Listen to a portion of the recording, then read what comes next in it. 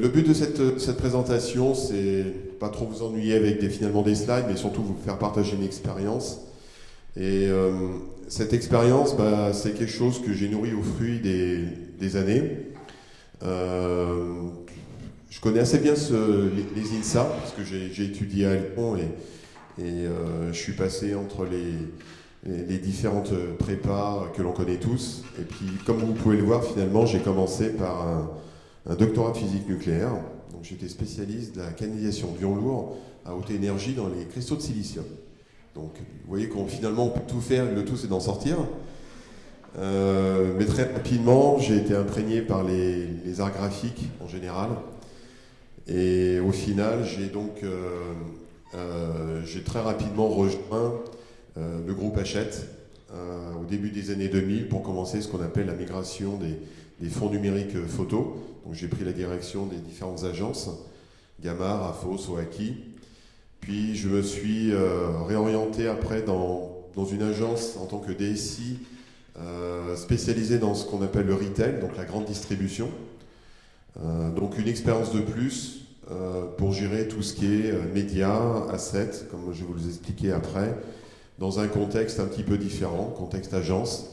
Et aujourd'hui, le groupe CA Communication est l'un des plus gros groupes en France, basé à Paris, dans tout ce qui est création de contenu, print, c'est-à-dire tous les prospectus que vous voyez éventuellement dans vos boîtes aux lettres. Si vous regardez à la fin, en bas à droite, il y a de grandes chances que ça vienne de cette agence.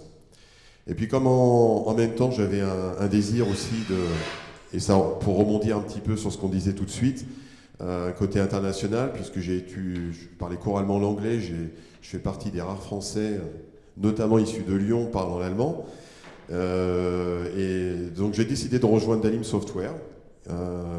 Dalim Software qui est une société allemande basée à Kiel, donc juste à côté, qui était une de mes solutions intégrées en agence et pour lequel finalement pendant près de 7 ans j'ai essayé d'apporter une expérience client, chose aussi, un mot qu'on va entendre par la suite, très important, apporter une expérience client à un éditeur de logiciels, parce que très souvent les éditeurs, et vous verrez que j'ai une bonne vidéo qui explique bien ça, ont tendance un petit peu à essayer de développer les choses sans regarder comment les clients travaillent. En tout cas, une bonne expérience qui a été faite, une entreprise franco-allemande et qui m'a permis finalement de voyager à travers le monde. Et puis un petit peu, poursuivre un petit peu le chemin d'Ulysse, finalement, au fil des années et surtout par appétit de retrouver le côté client, j'ai donc créé en début d'année une nouvelle société qui s'appelle Activo Consulting. Alors pour l'instant, on est une petite société puisqu'on est 3, bientôt 4 d'ici la fin d'année, dédiée en fait à tout ce qui est stratégie, solutions digitales auprès des marques. Voilà. Donc là, vous avez un certain nombre de références, de liens. Aujourd'hui, à l'heure du 4.0, c'est beaucoup de partage, de vidéos. Et une grosse partie d'ailleurs finalement du marketing que je peux faire est centrée autour de ces éléments. Donc notre corps de métier aujourd'hui, c'est tout ce qui va être autour du digital. Et vous allez voir que l'écosystème digital est loin d'être évident aujourd'hui.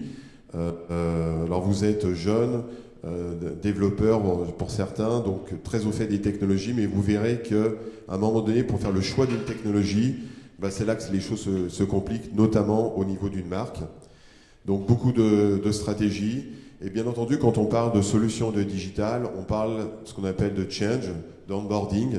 Et c'est la deuxième partie, en fait, de mon activité, de l'activité de la société. C'est aussi d'aider les gens à utiliser les technologies et de sortir des classiques Dropbox, WeTransfer, Google Spreadsheet, etc. Et là, c'est le vrai challenge. Donc spécialisé autour de tout ce qui est grande distribution.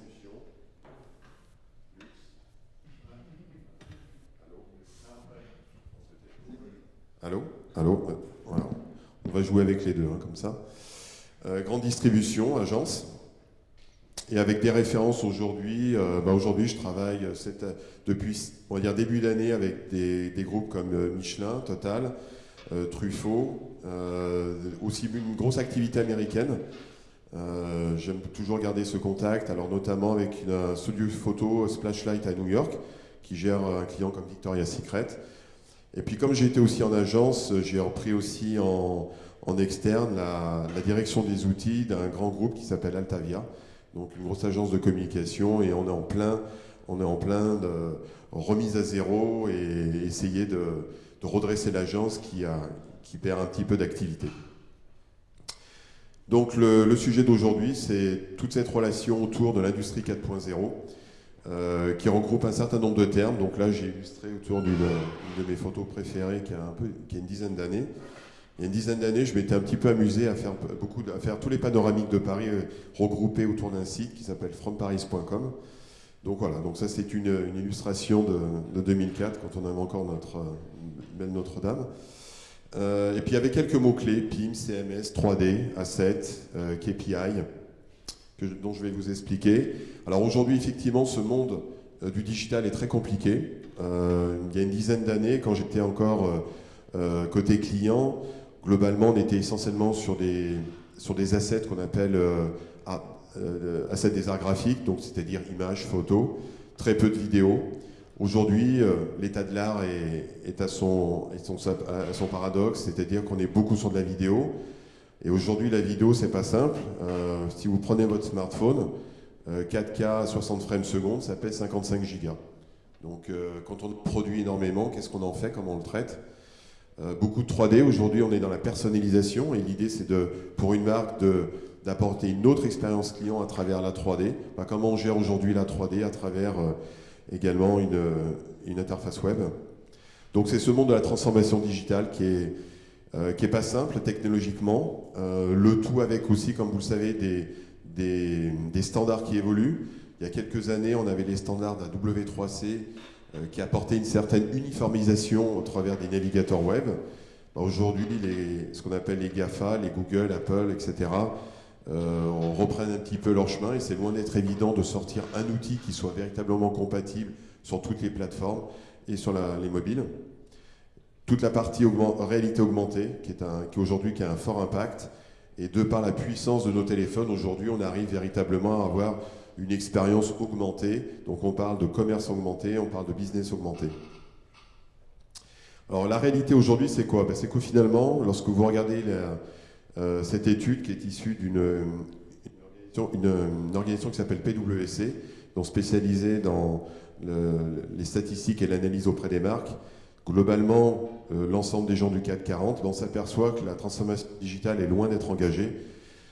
Et globalement, je le vis au quotidien avec finalement des gens encore qui vont travailler avec une clé USB, qui vont travailler avec des WeTransfer et pas forcément utiliser les outils de la société, ou alors la société est engagée autour de solutions type SharePoint de chez Microsoft, qui permet du partage, mais qui est loin d'être une solution en tout cas optimisée pour le partage marketing et communication.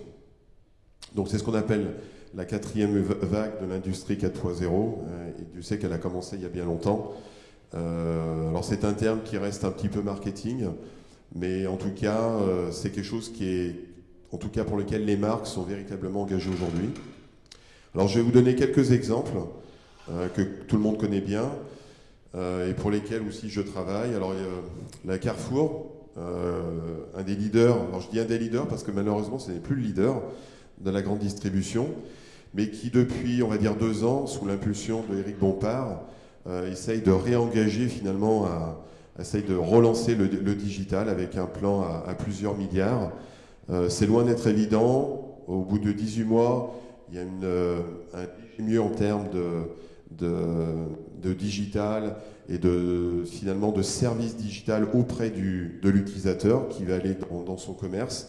Donc on voit de plus en plus les Carrefour, les Auchan se rapprocher du digital avec certains services type Google, Amazon, et essayer de retrouver la proximité avec l'utilisateur à travers des petits magasins au lieu de ces grands magasins que l'on connaissait jusqu'à présent. D'autres exemples plus surprenants comme La Redoute, qui globalement a fermé il y a quelques années, mais qui sous l'impulsion de Nathalie Baillat et Eric Courceuil ont réussi véritablement, eux deux, à redynamiser le digital chez La Redoute.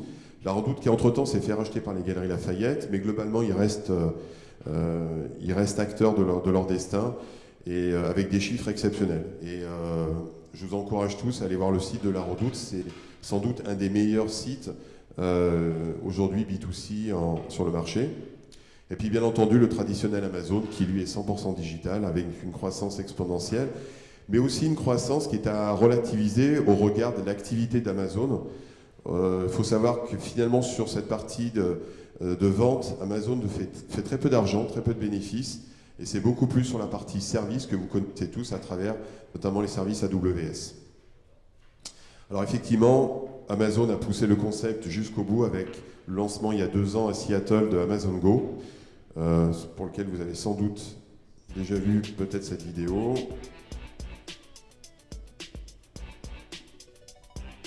Voilà. Donc le principe, c'est que finalement, c'est l'utilisateur avec son téléphone va faire sa liste de courses, pas de personnel en entrée, et directement vous allez présenter votre smartphone à l'entrée, faites vos courses, vous repartez, vous avez toujours la possibilité également de changer cette liste en cours, bien entendu. Et aujourd'hui, c'est une vingtaine de magasins qui sont déployés aux États-Unis. C'est pas non plus, on va dire, le déploiement qu'avait prévu Amazon. Aux États-Unis, aujourd'hui, Amazon fait face à une grosse concurrence de Walmart, qui est l'équivalent de Carrefour aux USA, et qui lui aussi s'est engagé sur cette voie-là. Donc, les Amazon Go sont effectivement lancés, mais ce ne sont pas déployés aussi vite que l'avait prévu Monsieur Bezos. Donc finalement, dans ce contexte du commerce, qu'est-ce qu'on s'aperçoit? Une des données fondamentales, ça va être ce qu'on appelle la personnalisation sur l'omnicanalité. Donc là aussi, un très beau rapport de chez PwC. À la fin, de toute façon, je vous indiquerai, vous aurez la possibilité de récupérer ma présentation et d'avoir des liens interactifs. Ce rapport montre aussi une chose, c'est le besoin croissant aussi d'assets, c'est-à-dire que lorsqu'on veut amener cette personnalisation du début de la chaîne de valeur jusqu'à la fin, il faut de plus en plus de systèmes capables d'optimiser et de transmettre ces éléments et de les syndiquer, ce qu'on appelle. Voilà. Alors, depuis quelques années, on a eu un certain nombre de campagnes. La plus connue d'entre elles étant Coca-Cola, mais je me suis gardé un exemple plutôt français, Nutella. Donc cette personnalisation, c'est quoi? C'est la capacité finalement d'aller rajouter votre nom ou toute autre personnalisation pour un anniversaire sur un pot de Nutella, par exemple. Alors bien entendu, derrière, c'est loin d'être simple. Derrière, je peux vous garantir qu'il y a des systèmes qui sont mis en place, gérés par des centaines de personnes, avec beaucoup de technologies, et que le circuit global du digital sur ce type de portail, en tout cas, est une vraie prouesse technique. Alors bien entendu, il est difficile de ne pas parler d'intelligence artificielle et de machine learning, qui aujourd'hui est au cœur de la problématique de l'industrie 4.0, avec en fait finalement le principe, c'est comment analyser au plus vite. Je reprendrai souvent en début d'année, je lisais un livre de Luc Julia, je ne sais pas si vous connaissez, qui est le père de Siri, qui est actuellement le CTO de chez Samsung en Europe, et qui a sorti un livre qui simplement s'intitule « L'intelligence artificielle n'existe pas ». Son principe, c'est de dire que finalement, la voiture autonome, typiquement, elle n'existera pas, parce que la voiture autonome, c'est le niveau 5, et qu'effectivement, l'intelligence artificielle se base sur une base de connaissances. Donc sur ce principe-là, évidemment, il faut une base de connaissances pour nourrir un certain nombre d'automatisation, mais néanmoins, l'intelligence artificielle est au cœur de la problématique, notamment de toutes les marques, pour analyser typiquement les datas. Et lorsque, par exemple, un Airbus revient d'un voyage, d'un vol, il faut savoir que ce sont des milliards d'informations qui sont analysées. J'ai pu voir ça avec Airbus, c'est assez impressionnant. Et rapidement, en 1 heure, ils arrivent à avoir une topographie et en tout cas des suggestions à faire sur éventuellement des améliorations. Donc l'expérience aujourd'hui, l'expression de besoin des clients, elle est laquelle? Il faut d'abord une expérience ultime, et très clairement, les Apple et les Google, il y a quelques années, ont véritablement changé la donne sur le marché. Il est hors de question aujourd'hui pour une marque de s'engager dans un outil, un service web, sans une expérience utilisateur au top. De l'innovation, donc là c'est utiliser la quintessence de la technologie. Une expérience mobile. 80% du business des marques aujourd'hui se fait sur un téléphone. Donc, hors mobilité, les choses sont plus compliquées. La syndication, c'est quoi? C'est la capacité d'utiliser l'ensemble de votre contenu et le pouvoir le relier à vos sites internet. Je prendrai un exemple avec Michelin qui aujourd'hui, à partir d'une solution de DAM, doit syndiquer l'ensemble de son contenu sur pratiquement 450 sites internet. Donc la syndication est très importante. Enfin, ce qu'on appelle les KPI, ça c'est très important pour les marques, c'est la capacité finalement à mesurer la performance de toute cette chaîne.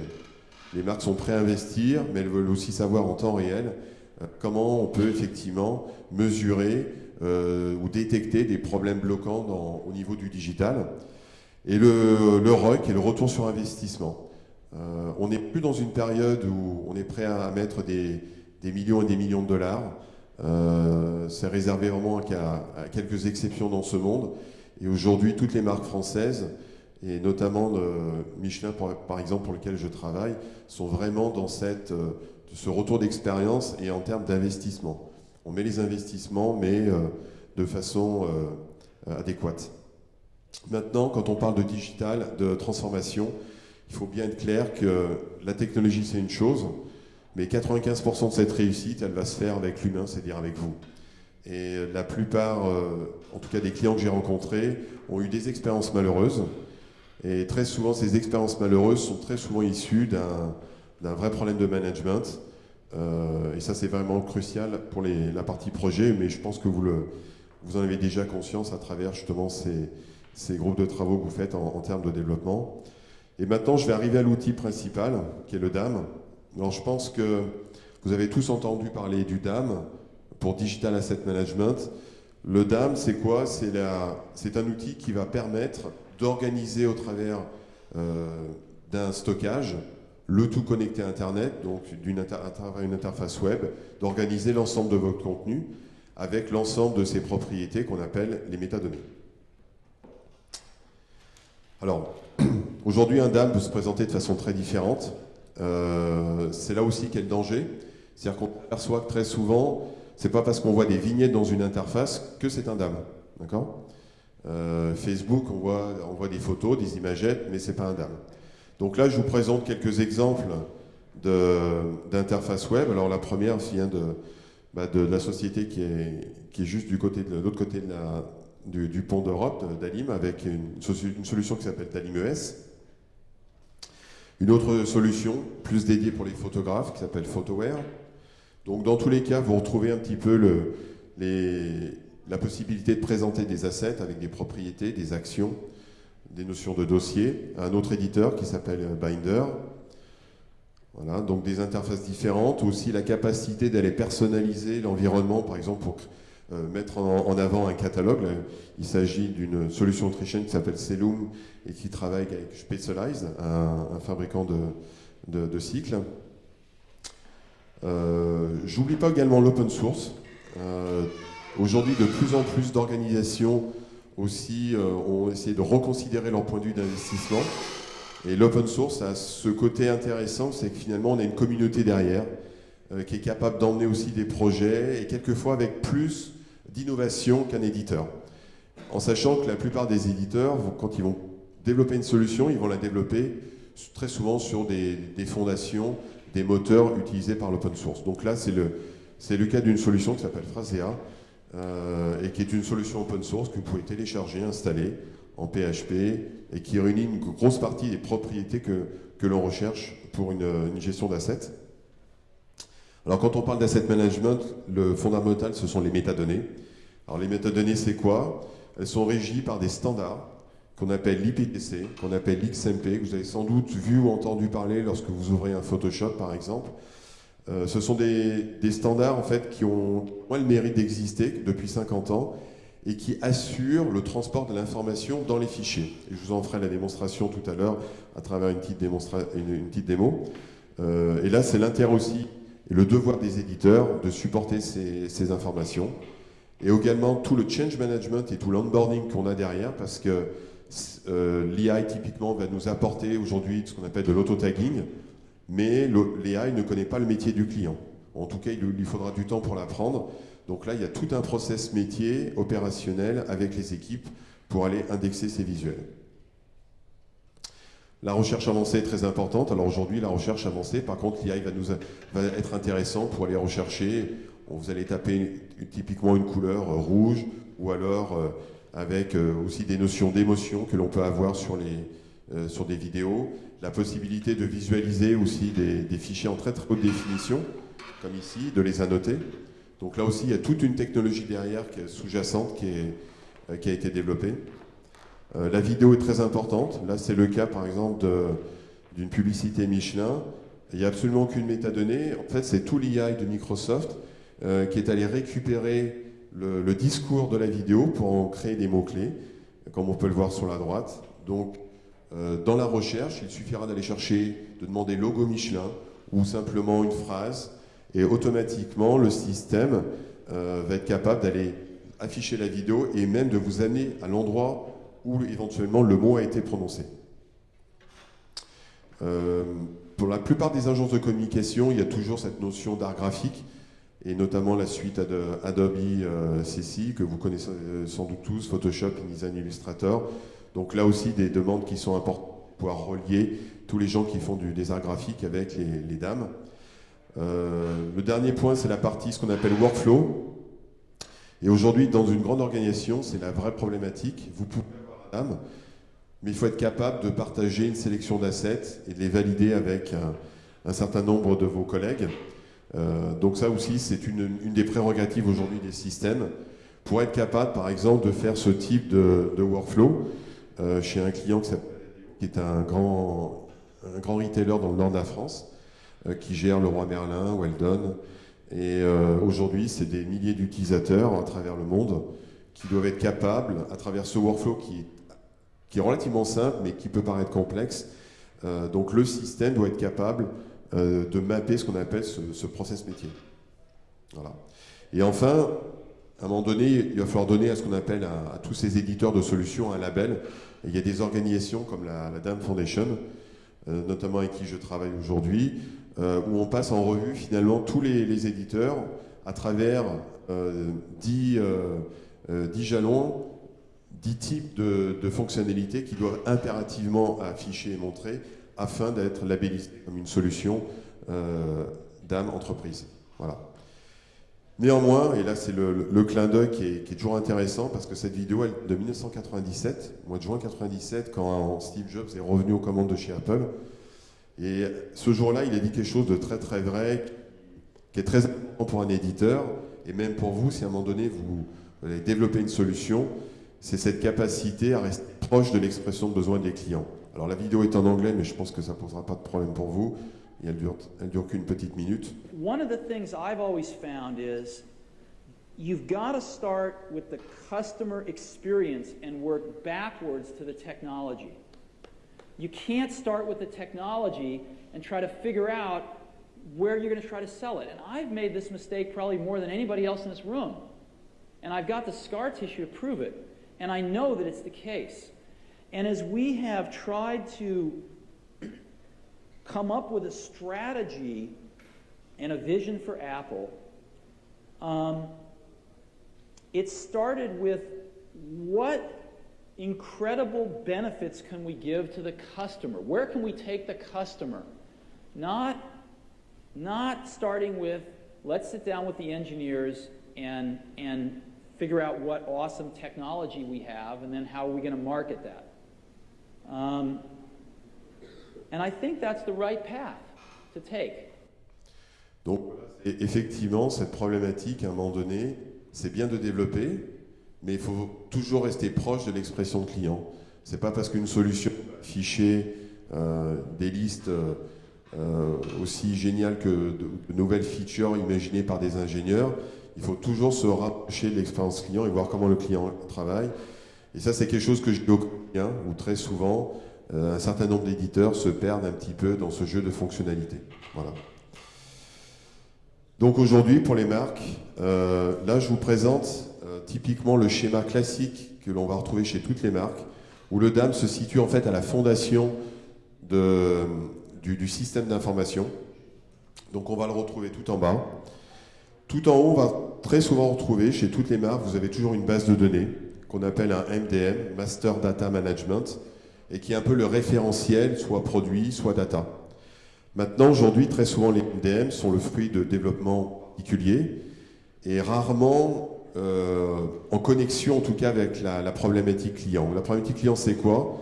C'est de multiples entrées, canaux d'entrée, alors qui peuvent être web, qui peuvent être à travers des services de mail, etc. Et en même temps, la plus grosse problématique, ce sont les canaux de sortie. C'est notamment ce qu'on appelle la syndication sur des plateformes B2B, B2C. Et là, c'est là qu'apparaît la notion de PIM depuis quelques années. Et le PIM est un système qui va se baser sur des produits. Dans un DAM, l'entité, c'est le document. Dans un PIM, l'entité, c'est le produit. Donc quand vous allez par exemple sur Amazon, vous voyez une image, des descriptions de texte, des traductions. L'ensemble constitue un produit et l'entité fondamentale du PIM pour Production Management. D'accord ? Et le PIM, finalement, va très souvent servir de connexion entre le MDM et le DAM. On garde le DAM toujours comme référence de document parce qu'il aura le côté performance. Un PIM n'est pas adapté pour gérer des millions d'assets en haute définition. C'est le rôle du PIM. C'est le rôle du DAM, pardon. Et donc là, on retrouve un petit peu une vision plus métier. On va gérer un certain nombre de corps métiers en fondation, comme le DAM, le PIM, avec une finalité qui est la distribution de l'ensemble de ce contenu à travers différents canaux. Bon, cette vue est un peu plus compliquée, mais elle représente en tout cas ce qu'aujourd'hui doit être un DAM entreprise, c'est-à-dire c'est un DAM connecté. Avec une chose très importante que vous connaissez forcément, qu'on appelle les API.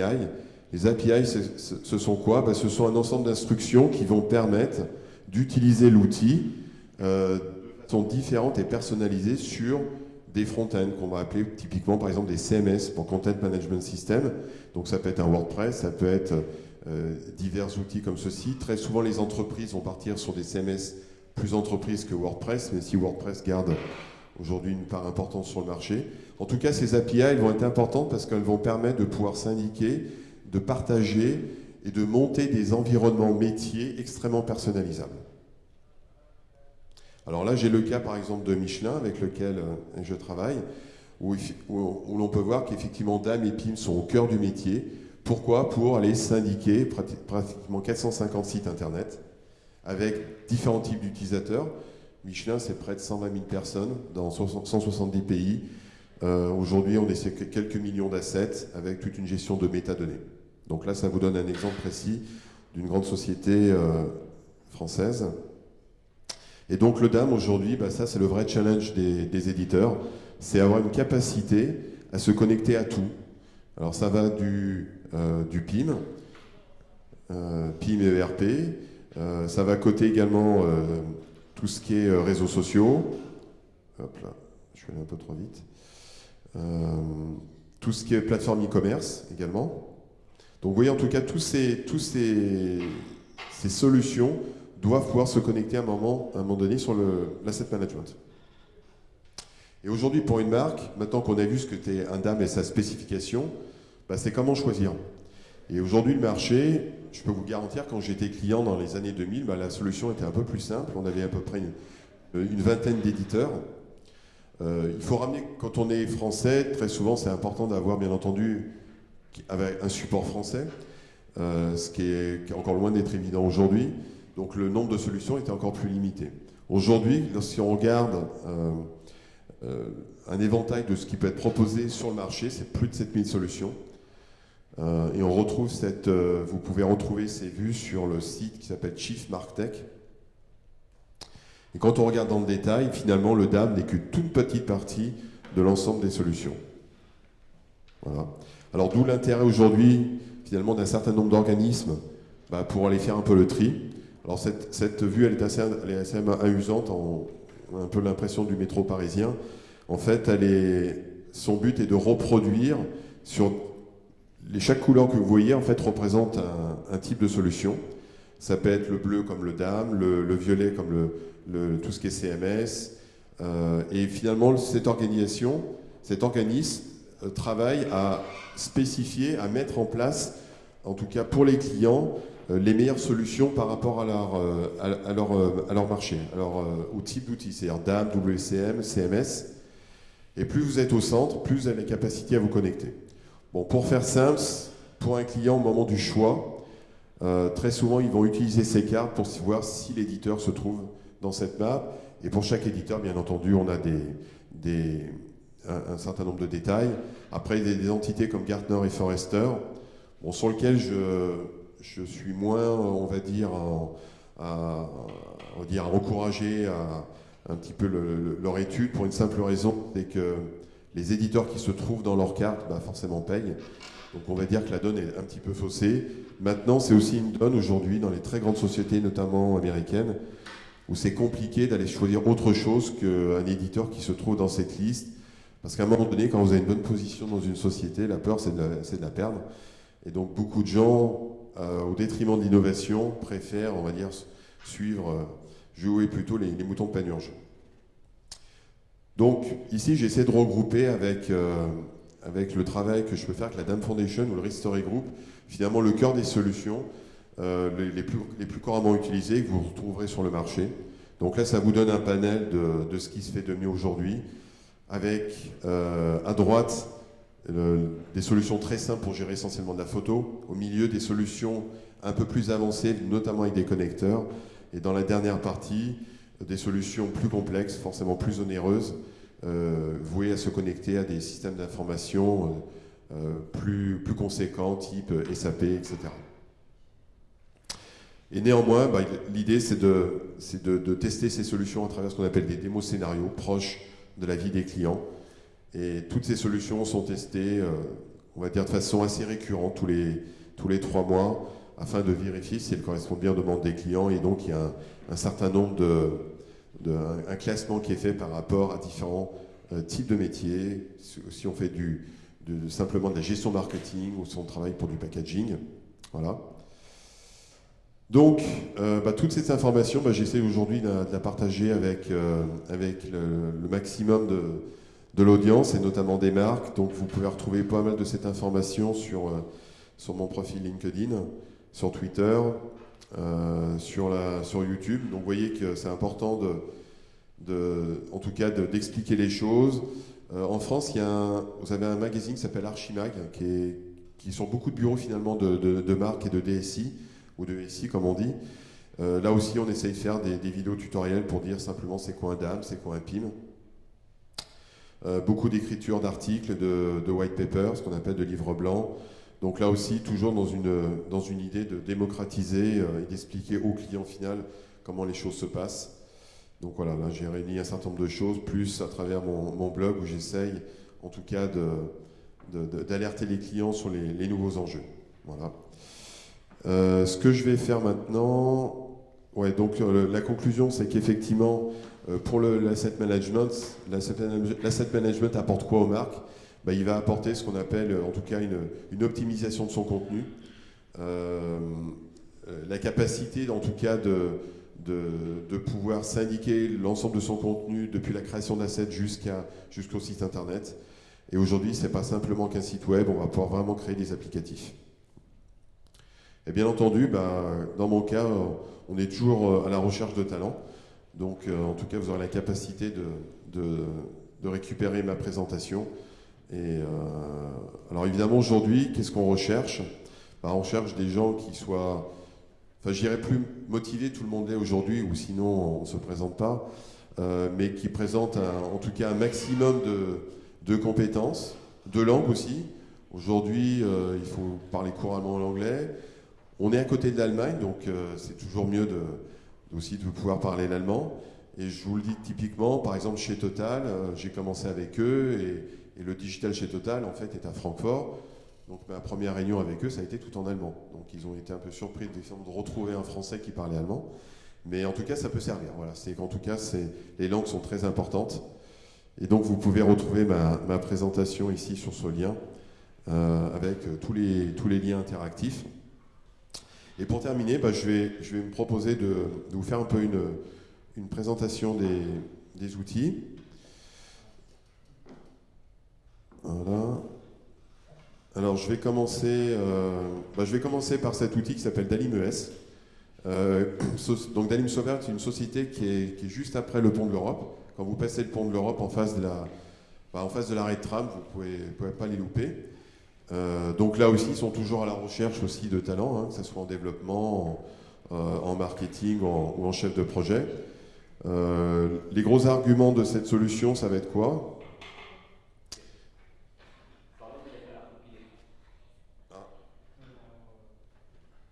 Ok. Alors effectivement, c'est moins intérim.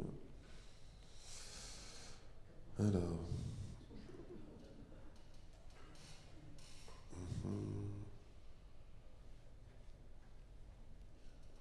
Voilà. Question, les slides précédents, vous les avez bien vus, on est d'accord? Bon.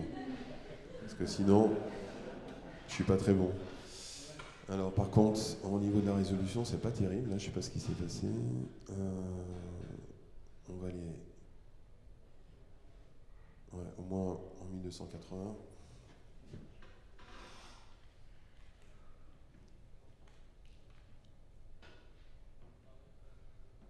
Voilà. Voilà, on y voit un petit peu mieux. Donc, donc quand je me suis connecté donc à cette plateforme.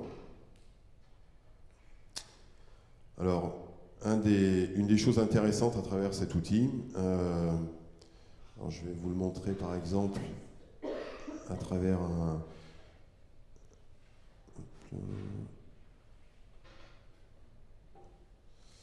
Voilà, donc ça c'est ce qu'on appelle la notion de workflow.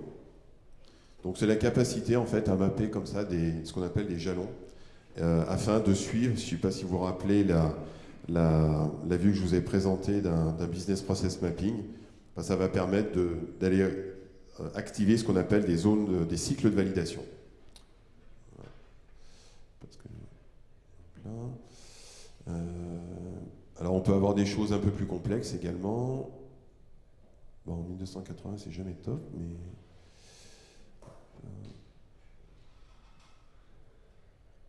là j'en ai peut-être une meilleure. Voilà. Donc, vous voyez qu'avec un cycle qui est un petit peu plus complexe. Voilà. Maintenant, ce qui est important, on va y arriver, je sais pas où je suis escape. Sur la partie asset management, je vais vous montrer ce qui peut être intéressant de voir. Une des particularités, par exemple, de cette solution. Voilà. Ici, j'ai un fichier qui fait 100 millions de pixels, donc avec un détail certain. Et la preuve en est, vous voyez, cette technologie qui va être capable de zoomer pratiquement et voir le photographe dans les yeux de cette charmante demoiselle. Donc là, on est sur des notions, ça paraît simple, mais c'est très compliqué technologiquement d'aller ouvrir comme ça, de façon aussi responsive, un visuel, d'aller zoomer dedans. Et en plus, très important, c'est ce que l'on voit, c'est effectivement ce qui va sortir à la fin, avec une qualité d'image comme vous l'auriez dans Photoshop. Voilà. Alors bien entendu, après, on va avoir quand on est dans un DAM, on va chercher. Le principe, c'est de retrouver des visuels. Donc là, par exemple, je vais chercher Cannes pour des photos de festival de Cannes.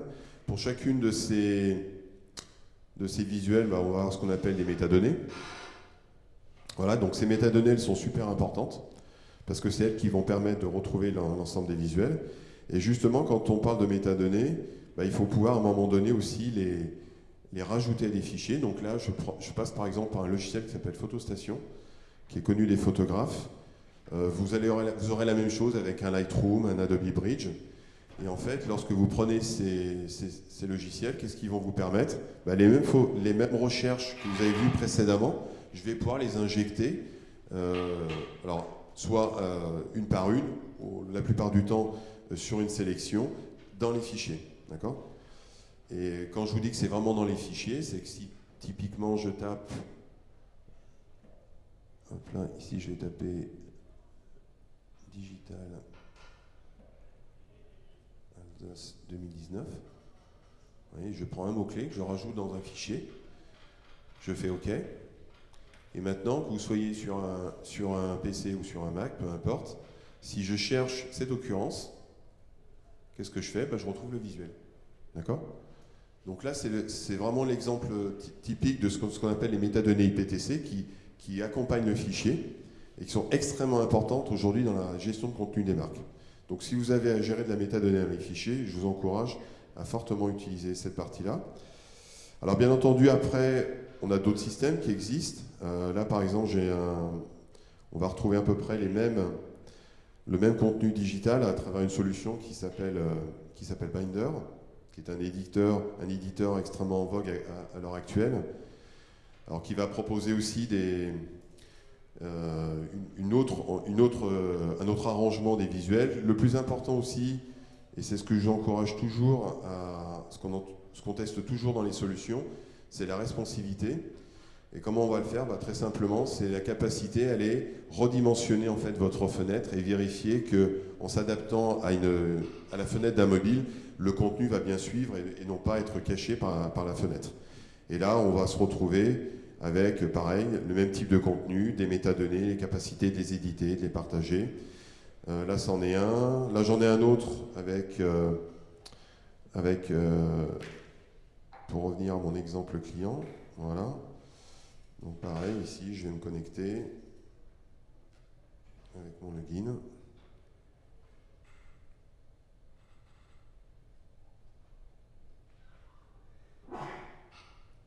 Voilà.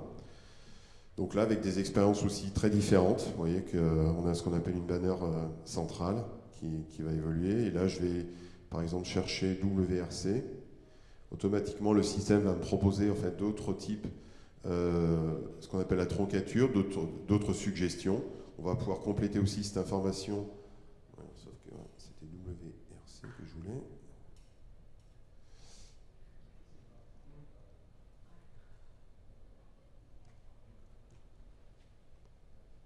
Là. Et je peux aller voir le résultat. Et là, qu'est-ce que je vois? On retrouve pareil mes métadonnées. Donc les métadonnées que je vais retrouver, les métadonnées type IPTC. Voilà. Et puis des métadonnées qui sont issues aussi de l'intelligence artificielle. Alors là, c'est un éditeur qui s'appelle Wedia, un éditeur français aussi, qui est très en pointe sur tout ce qui est intégration de microservices Microsoft dans un asset management. Ce qui est intéressant aussi de voir, c'est ce que je voulais vous montrer. Et là, pour le coup, c'est un éditeur qui est vraiment à la pointe là-dessus. Il faut juste que j'enlève WRC. Voilà. Là, c'est typiquement, par exemple, présentation de vidéo. Et là aussi, les marques vont, pour aller très vite, elles n'ont pas forcément envie d'aller ouvrir une vidéo pour savoir ce qu'il y a dedans. Donc là, via les systèmes d'intelligence et de reconnaissance Microsoft, l'éditeur, en fait, a détecté les différentes coupures et en a fait un GIF animé pour de suite montrer comment tout ça fonctionne. Voilà. Et là, par exemple, je vais me retrouver, alors bien entendu, je vais pouvoir jouer ma vidéo, sans problème. A tire's traction on a wet surface involves two... À tout moment, je vais pouvoir aussi les partager. Et à tout moment aussi, ce que je vais... A tire's traction on a wet surface involves two mechanisms, grip and aquaplaning. Là, je vais revenir là. A tire's traction on a wet... Voilà. Et donc là, typiquement, ce que je vais faire... Bon. En principe, je peux la partager. Je vais retrouver ici des mots-clés, très importants. Et là, ce qui est très important, c'est la détection. En fait, il a détecté le texte qui était dit dans la vidéo. Il est allé ce qui nous permet d'aller directement à l'endroit où les choses ont été dites et de les mettre à la disposition de la recherche. First, grip is a tire's ability to stick to the road, even when it's wet. Et enfin, je terminerai par un exemple qui est un exemple d'open source pour montrer que l'open source aussi est capable de faire des choses très intéressantes. Donc là, on est dans un outil qui s'appelle Phraseanet, à condition que je mette le bon mot de passe. Voilà.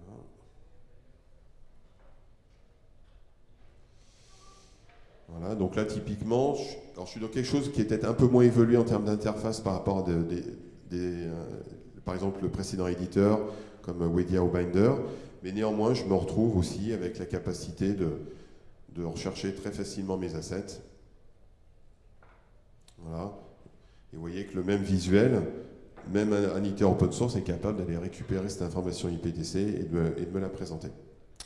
Donc voilà, ça c'était une petite démo live de DAM et métadonnées. Et bien entendu, je suis à la disposition si vous avez des questions.